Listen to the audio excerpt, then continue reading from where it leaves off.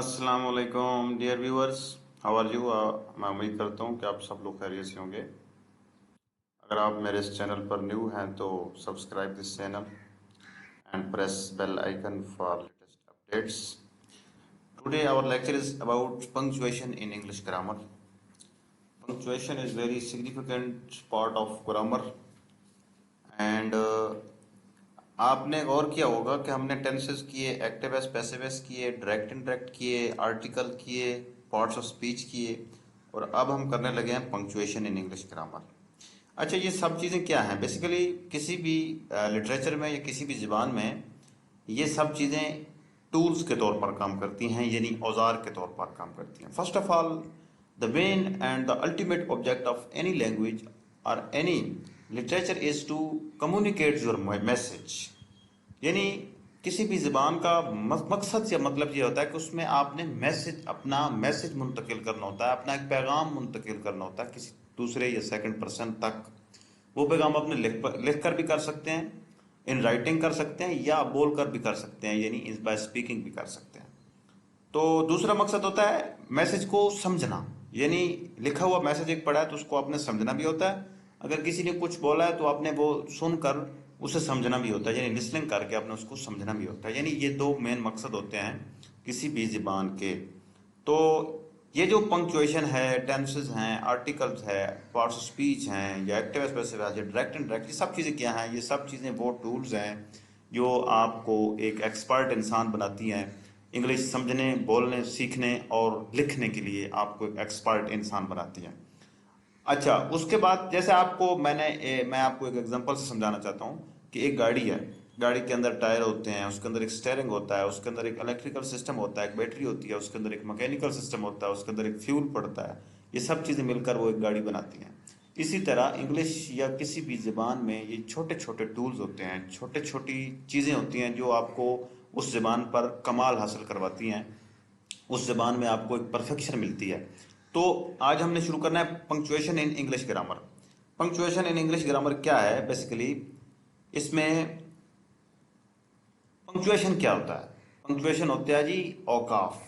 औकाफ का क्या मतलब है? हरूफ औकाफ या औकाफ की अलामतें आप इन्हें कह लें।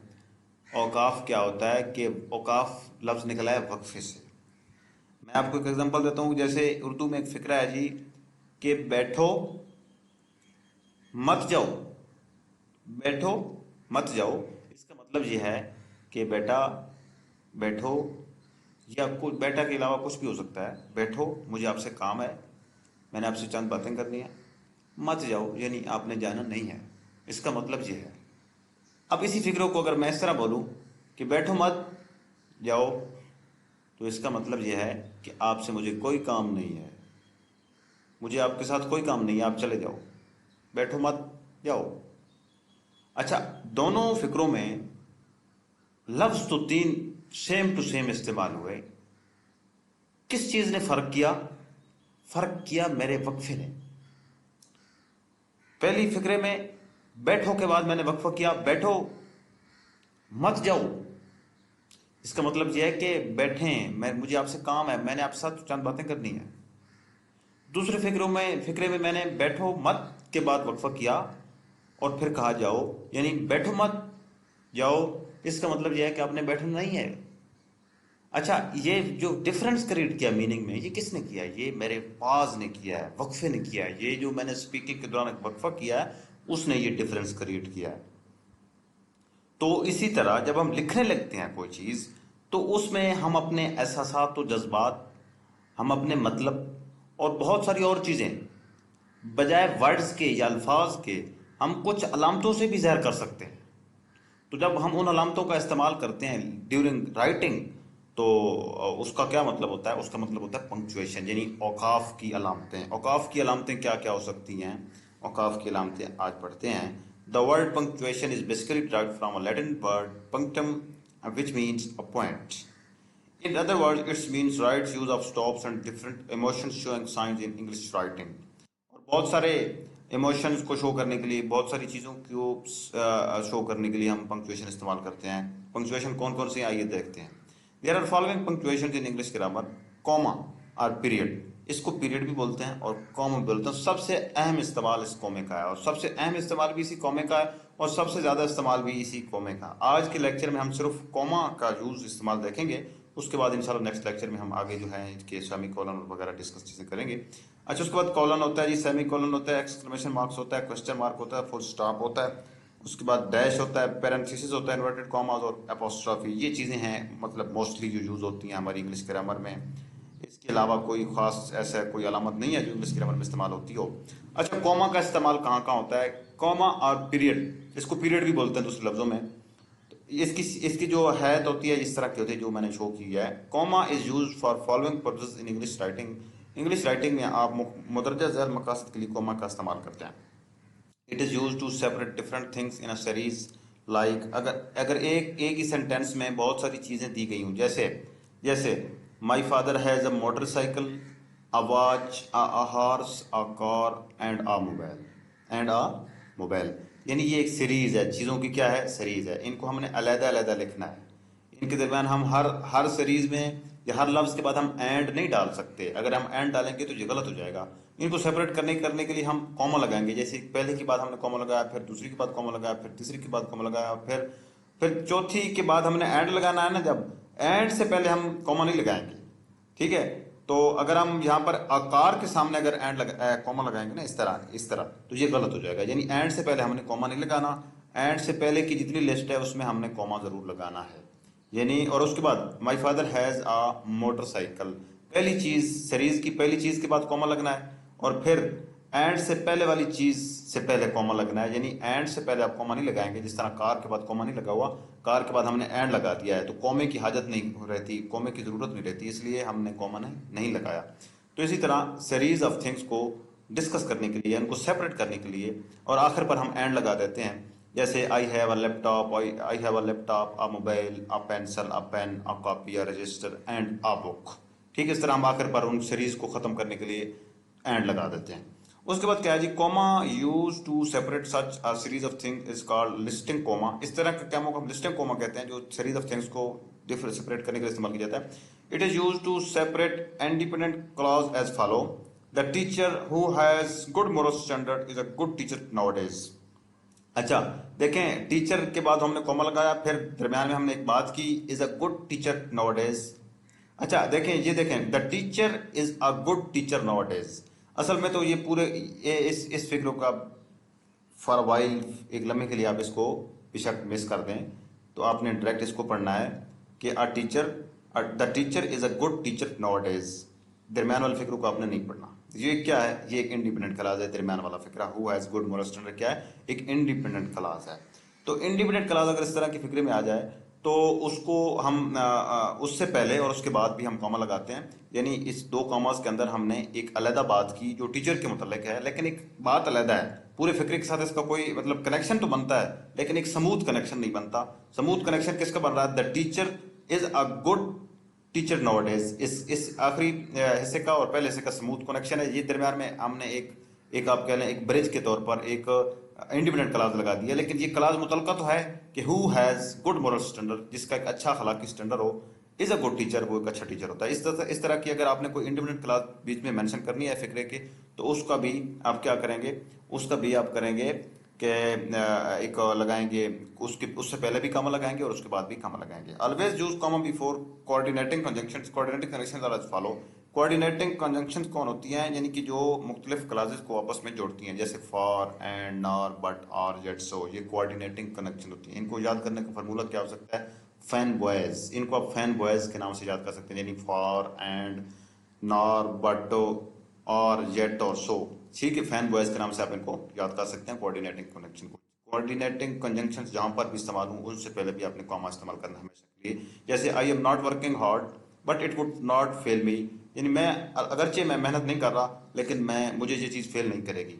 ठीक है, बट से पहले मैंने कॉमा लगा दिया। उसके बाद क्या है जी, always use a comma for a slight pause. अगर आपने एक मुख्तसर सा हल्का सा वक्फा देना है तो उसके लिए भी आपने कॉमा इस्तेमाल करना है। जैसे I have with just a little help done all the work. यानी स्मॉल पॉज है, छोटा सा वक्फा है मेरी गुफ्तगू में, तो लिखते वक्त भी इसके मैं आगे क्या डालूंगा, हेल्प के बाद कॉमा डालूंगा। To separate adverbial clause from its principal clause, जब एक एडवर्बल क्लॉज आएगी उसकी उसको जब आप अलग करेंगे प्रिंसिपल क्लॉज से, तो उसका भी आप क्या करेंगे, कॉमा डालेंगे। एडवर्बल क्लॉज क्या है, when I was a bachelor, I lived by my self, ये एडवर्बल क्लॉज है। आई लिव्ड बाय माई सेल्फ, ये एडवर्बल क्लॉज है। तो ये क्या है, when I was a bachelor, ये प्रिंसिपल क्लॉज है। तो when I was a bachelor I lived by my self, जब मैं कुंवारा था तो मैं खुद गुजर बसर करता था, इसका मतलब ये होगा। व्हेन आई वाज बैचलर, हम इसके चूंकि ये फिक्रा कंटिन्यू है, ये फिक्रा खत्म नहीं हुआ, तो फिर अगर हमने आगे बात करनी है तो हमने कॉमा लगाकर बात करनी है। तो जब फिक्रा खत्म हो गया तो हमने आखिर पर फुल स्टॉप लगा दिया, यानी फिक्रा मुकम्मल तौर पर खत्म हो चुका है। फुल स्टॉप का मतलब ये होता है कि फिक्रा मुकम्मल तौर पर खत्म हो चुका है। व्हेन आई वाज बैचलर, जब मैं कुंवारा था, I lived by myself, मैं खुद गुजारा किया करता था। To indicate omission of a word, specially a verb, जब कोई भी वर्ब ओमिट हो यानी गायब हो, तो उसकी जगह पर भी हम कॉमा इस्तेमाल करते हैं उसको शो करने के लिए। जैसे ही विल सक्सीड, कि वो क्या होगा, वो कामयाब होगा। आगे सेमीकोलन है। यू नेवर, तुम कभी नहीं होगे। तो यू के बाद तो वैसे तो ये होना चाहिए था ना कि यू विल नॉट सक्सीड, ये फिक्र होना चाहिए था, या यू नेवर सक्सीड। तो हमने इस सक्सीड की जगह पर हमने कॉमा लगा दिया, यू नेवर, यानी हमने एक इसका पिछले फिक्रे के साथ एक कनेक्शन है कि ही will succeed semicolon you never, यानी यू नेवर का मतलब क्या है कि तुम कभी कामयाब नहीं होगे। ठीक है, तो यहां पर कौन सा ऐसा लफ्ज है या एक वर्ब है जो ओमिट है यू के बाद, जो होना चाहिए था सक्सीड है, ओमिट है सक्सीड। तो इसकी जगह पर हमने क्या लगा दिया, कॉमा लगा दिया। तो यू नेवर, यू के बाद हमने कॉमा लगाया, नेवर के बाद फुल स्टॉप लग गया। तो इसका मतलब यह यहाँ पर सक्सीड होना चाहिए था, you will never, you will not succeed. फिक्र ये भी हो सकता था, लेकिन हमने इसको मुख्तसर कर दिया, एक खूबसूरत एक्सप्रेशन बना दिया कॉमा लगाकर मुख्तसर करके, मतलब भी वाज़ेह हो गया और एक्सप्रेशन भी खूबसूरत हो गया, हमारा टाइम भी बच गया। He will succeed you never. To mark off words use in addressing people, जब हम लोगों को मुखातिब करते हैं, जैसे come in to the garden Saqib, come in to the garden Saqib. तो थोड़ा सा हमने इस बात के बाद वक्फा किया और मुखातिब किया, यानी साकिब से पहले हमने कॉमा लगा दिया। अगर हम ये साकिब शुरू में लगा दें, जैसे Saqib come in to the garden, तो साकिब के बाद भी कॉमा लगेगा, यानी कि while addressing the people we should use comma in writing. How are you Mohsin, Mohsin आप कैसे हो, या मोहसिन लिखकर आगे कॉमा हाउ आर यू, हम ये भी लिख सकते हैं। Lord of the universe shield us and guide us, ठीक है, लॉर्ड ऑफ यूनिवर्स ए कायनात के मालिक, शील्ड अस हमें तहफ़्फ़ुज़ दें, एंड गाइड अस और हमारी रहनुमाई करें। लॉर्ड ऑफ यूनिवर्स यानी हमने एड्रेस किया, मुखातिब किया।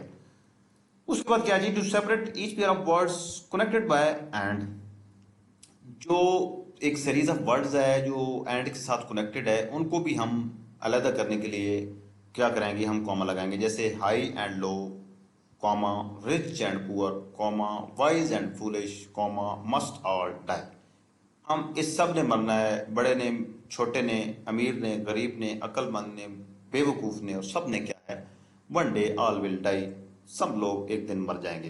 अगर इसको हम ये लिखेंगे कि high and low and rich and poor and wise and foolish, ये गलत हो जाएगा, मैं आपको बताता हूँ।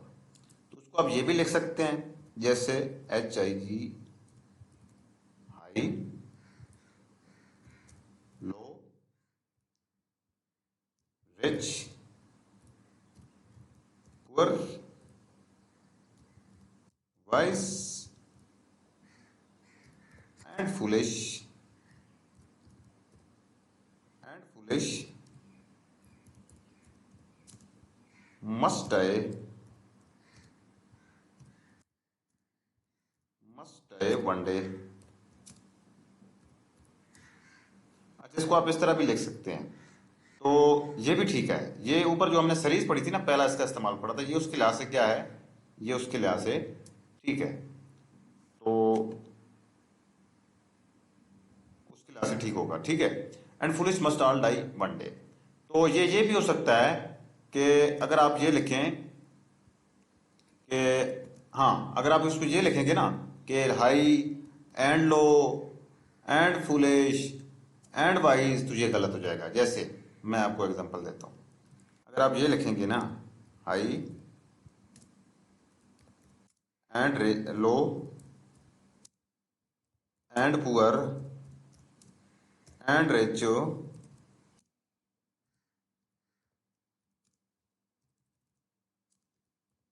एंड रिच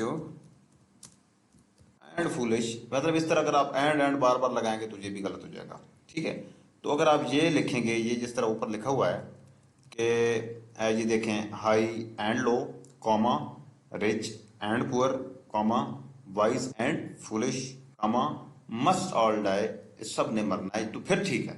ठीक है, हाई एंड लो के बाद कॉमा लग गया, रिच एंड लो के बाद ये एक सेगमेंट बन गया, ये एक अलग सेगमेंट बन गया, हाई एंड लो ये एक अलग सेगमेंट बन गया फिक्रे का, रिच एंड पुअर ये एक अलग सेगमेंट बन गया। तो ये अलग अलग जब सेगमेंट, एक सेगमेंट जो है वो तब बनता है जब वो एंड के साथ जुड़ा हो। तो मुख्तलिफ सेगमेंट को सेपरेट करने के लिए भी आप उस उनके दरमियान क्या लगाते हैं, कॉमा लगाते हैं। तो to set off an introductory element, जब आप कोई इंट्रोडक्टरी बात करने लग जाए, जैसे यस्टरडे, कल, he told me the news, उसने मुझे एक खबर बताई। आफ्टर डिनर, यानी शाम के खाने के बाद, वो वेंट अवे, हम दूर चले गए, यानी हम कहीं भी चले गए। After dinner, comma, we went away, हम दूर चले गए। यस्टरडे, कल, he told me the news, उसने मुझे खबर बताई। असल में तो ये जो कामे का इस्तेमाल है, ये असल में तो पाज है, एक वक्फे का नाम है।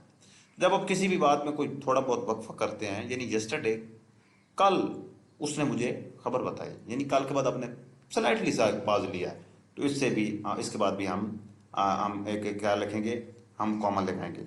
अच्छा, अगर इसी फिक्रे को, अगर आप इसी फिक्रे को इस तरह लिखें कि ही told me the news yesterday, तो क्या ये ठीक है? ये फिक्रा ठीक है, ये फिक्रा बिल्कुल ठीक है। तो क्यों पहले फिक्रे में हमने कामा क्यों लगाया? तो ये यस्टरडे शुरू में आ गया, ये एक इंट्रोडक्टरी एलिमेंट है yesterday. Yesterday he told me the news. इस सेंटेंस में yesterday is an introductory element, ये आपको एक इंट्रोडक्शन दे रहा है। यस्टरडे, कल, he told me the news, उसने मुझे खबर बताई। ही told me the news yesterday, तो इसमें यस्टरडे इज नॉट इंट्रोडक्टरी। तो इस नीचे वाले फिक्रे को आफ्टर डिनर के बाद हमने काना लगाया था, कामा लगाया था। तो ये अगर हम इसको यूं लिखें कि we went away after the dinner, after the dinner, तो ये फिक्र भी ठीक है। क्यों? इसमें after the dinner is not introductory element. शुरू में क्या है पहले फिक्रे में? पहले फिक्रे में आफ्टर द डिनर क्या है? एक इंट्रोडक्टरी एलिमेंट है। उसके बाद क्या है कि to separate quoted element from reporting speech. जब इनडायरेक्ट एंड इनडायरेक्ट हमने पढ़ा था, तो रिपोर्टेड स्पीच जो थी ना, और रिपोर्टेड स्पीच जो थी वो कॉमास में थी, इन्वर्टेड कॉमास में। इनको इन्वर्टेड कॉमास कहते हैं, ये जो इर्द गिर्द दो बड़े कामे ऊपर लगे हैं, इनको इन्वर्टेड कॉमास कहते हैं। तो ही सेड, कॉमा, आगे हमने क्या है, रिपोर्टेड स्पीच है। ठीक है, ही सेड के बाद यानी कि रिपोर्टेड स्पीच जो है, उससे पहले भी हम क्या लगाएंगे, उससे पहले भी हम कॉमा लगाएंगे, उसको अलग करने के लिए रिपोर्टिंग स्पीच से। जैसे he said, comma, where are you living in Lahore. Before the dependent clause if it comes first in a sentence, अगर एक क्लास डिपेंडेंट क्लास है, जैसे बिफोर द डॉक्टर केम, ये एक डिपेंडेंट क्लास है। डिपेंडेंट क्लास क्या होती है? जिसका मकसद अगर वो अलहदा आप उस लिखें तो उसका मकसद वाज़ह ना हो, तो वो क्या होती है? डिपेंडेंट क्लास होती है। जैसे बिफोर द डॉक्टर केम, इसका कोई मतलब वाज़ह नहीं हो रहा कि before the doctor came, doctor के आने से पहले क्या है, कोई मतलब वाज़ह नहीं हो रहा। ये अगले जो इस कॉमे के बाद की जो बात है उस पर डिपेंड कर रही है। जैसे the patient had passed away, यानी कि मरीज मर चुका था। Before the doctor came is a dependent class, ये डिपेंड कर रही है अगली क्लास पर अपना मतलब वाज़ह करने के लिए। बिफोर द डॉक्टर केम, अगर अगली क्लास ना हो तो इसका मतलब हम कुछ भी ले सकते हैं। जैसे बिफोर द डॉक्टर केम, उसकी बीवी मर चुकी थी। बिफोर द डॉक्टर केम, उसके भाई जो है वो बैरून मुल्क जा चुके थे। बिफोर द डॉक्टर केम, उसका जो बेटा है उसने किसी को कत्ल कर दिया था। बिफोर द डॉक्टर केम, कुछ भी हम इसमें हम आप कह लें कि अंदाजा कर सकते हैं कि बिफोर द डॉक्टर केम क्या है। Before the doctor came is not a clear class, it is a dependent clause, it has no clear sense, and it is dependent upon the clause which is present after it। तो इसके बाद जो class पड़ी है इस पर depend कर रही है, यानी before the doctor came, comma, the patient had passed away, मरीज मर चुका था। ठीक है, मरीज मर चुका था, ये एक ऐसी बात है जिस पर ये क्लास डिपेंड कर रही है। तो जब अब डिपेंडेंट क्लास पहले आ जाएगी तो उसके बाद हम कॉमा लगा देंगे। अगर इसी फिगर को हम यूं लिखें, the patient had passed away before the doctor केम, तो फिर हम कॉमा नहीं लगाएंगे। क्यों? कि अब डिपेंडेंट क्लॉज अपनी जगह पर मौजूद है। अगर ये डिपेंडेंट क्लॉज अपनी जगह से हटकर पहले आ जाए तो फिर इसके बाद हम कॉमा लगाते हैं, इसकी सेंस क्लियर करने के लिए। It is used to separate tag question from the rest of the sentence. Tag question यानी टैग क्वेश्चन किस किस्म का होता है? ये ऐसे होता है कि यू डू केयर, क्या तुम एहतियात करते हो? डू नॉट यू, क्या तुम नहीं करते? तुम एहतियात करते हो ना, क्या तुम नहीं करते?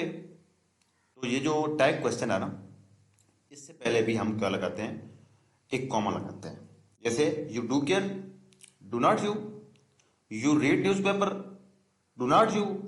ठीक है, इस तरह टैग क्वेश्चन से पहले भी हम कॉमा लगाते हैं। Use with day and month has follow, Pakistan got independence on 14 अगस्त 1947, यानी 14 अगस्त 1947 को पाकिस्तान ने आज़ादी हासिल की।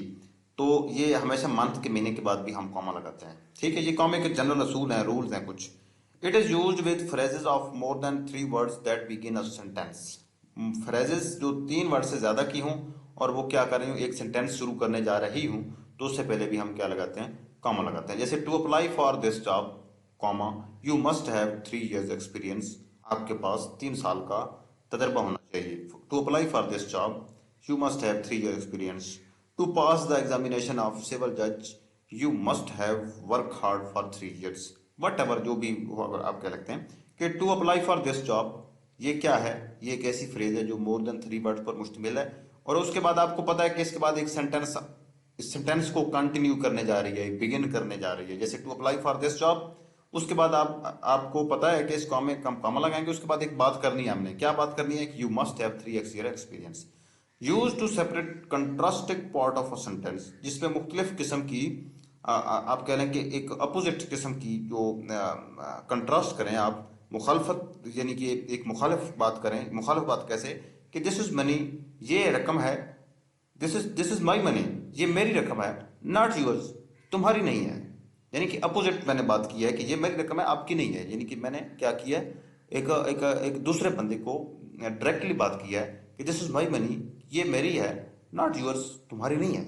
ये मेरी रकम है, तुम्हारी नहीं है। This is my bag, not yours. This is my bag, not yours. असल में तो आप जब भी देखेंगे ना, ये जो कामा है ना, कामा कामा एक पाज या एक वक्फे के बाद आप डालते हैं, तो इसके मुख्तलिफ यूजेस ये हैं जो मैं आपको बता रहा हूँ। This is my money, not yours, used with words like therefore, however, etc। इनके लफ्ज के साथ भी हमेशा कामा इस्तेमाल करते हैं। जैसे ही is an obedient student, semicolon, therefore I like him, इसलिए मैं उसे पसंद करता हूँ। Therefore I would like a response, इसलिए मैं एक रिस्पॉन्स पसंद किया। He is a weak person, however he has to work, उसके बाद उसने, हाँ वो, he is a weak person, वो एक कमजोर शख्स है। हाउएवर ताहम, ही हैज टू वर्क, उसे फिर भी काम करना पड़ता है। यानी हाउएवर या देयरफॉर के बाद भी आप कॉमा लगाएंगे।